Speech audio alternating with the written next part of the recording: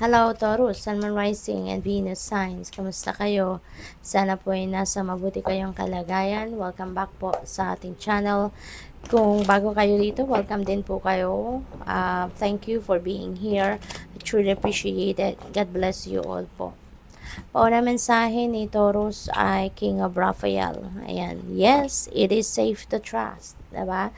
Kaya wag kayong wag kayong mahiya or wag kayong mawala ng pag-asa, 'di ba? Instead, magtiwala kayo hindi lang sa sarili ninyo, kundi magtiwala kayo sa inyong mga kakayanan, magtiwala kayo sa divine plan at magtiwala kayo sa Panginoon higit kanino man or higit ano pa man. Okay?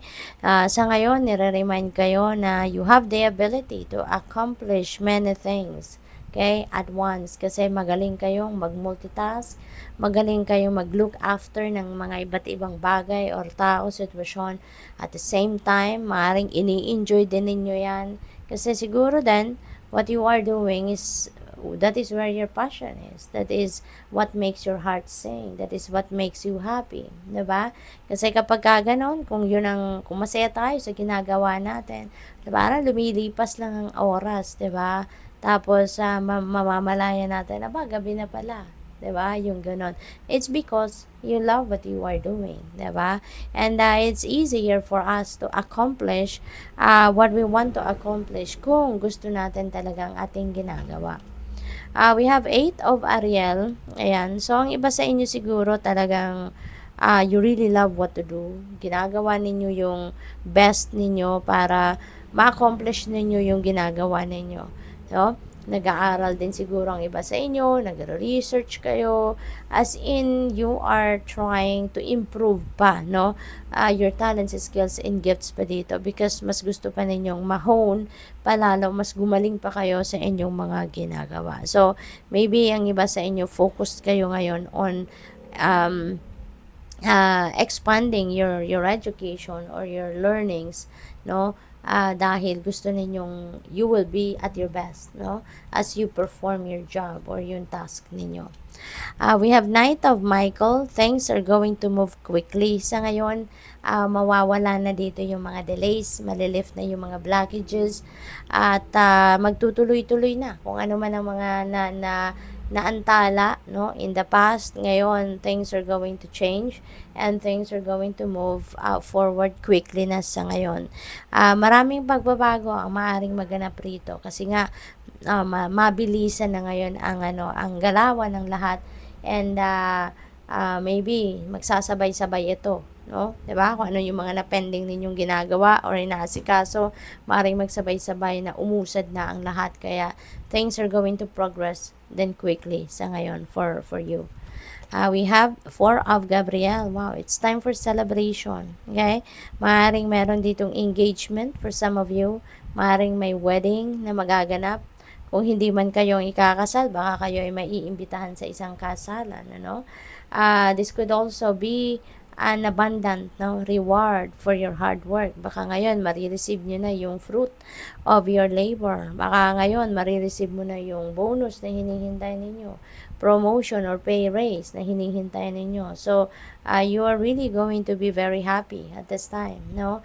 Magiging masaya kayo. You will be feeling super blessed sa ngayon kasi maganda ang mga bagay-bagay na mangyayari sa ngayon, ano? And it's in your favor. Kaya kung meron man kayong mga worries, meron kayong mga bigat na nararamdaman sa dibdib ninyo, that is going to change now, no? There will be an energy shift at magiging masaya na kayo instead, no? What else? We have Queen of Raphael. Follow your heart. Okay? Sundin mo kung ano yung binubulong ng puso mo. Sundin mo kung ano yung gusto mo. Okay? May maraming mga ano sa inyo dito, mga intuitive messages, mga intuitive insights na dadating, and listen to it, no? Follow them kasi yan ang gabay sa inyo ng Divine Universe. It will lead you to where you need to be. It will lead you to where you need to go, no? At kung ano ang makakapagpasaya sa iyo, ano yung magdadala sa inyong tagumpay, no? Nandiyan dyan ang guidance para sa iyo. So, tingnan natin kung ano pa ang mga mensahe for you. We have your inner strength can and will move mountains. Okay? So, sa ngayon, iniimbitahan kayo rito, no? Na palakasin ninyo ang inyong loob or lakasan ninyo ang inyong loob. Kasi ito yung magdadala sa inyo sa inyong tagumpay. Kasi kung takot kayo, kung nagdududa kayo sa inyong mga kakayanan, no? You will be stuck where you are, 'di ba?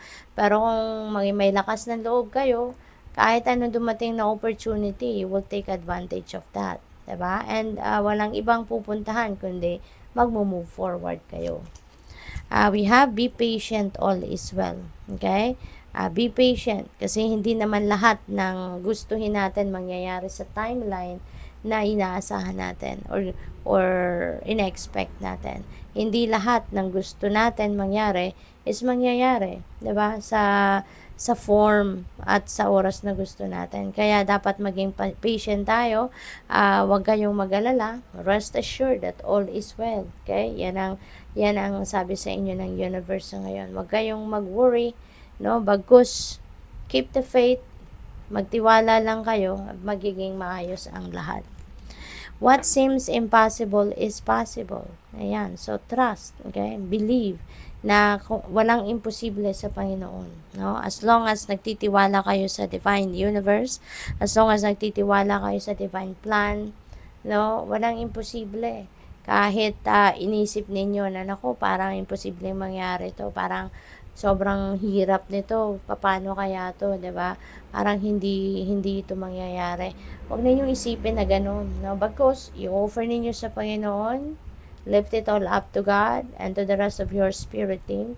Magtiwala kayo na everything is possible and makikita ninyo whatever it is will unfold right before your eyes. Okay?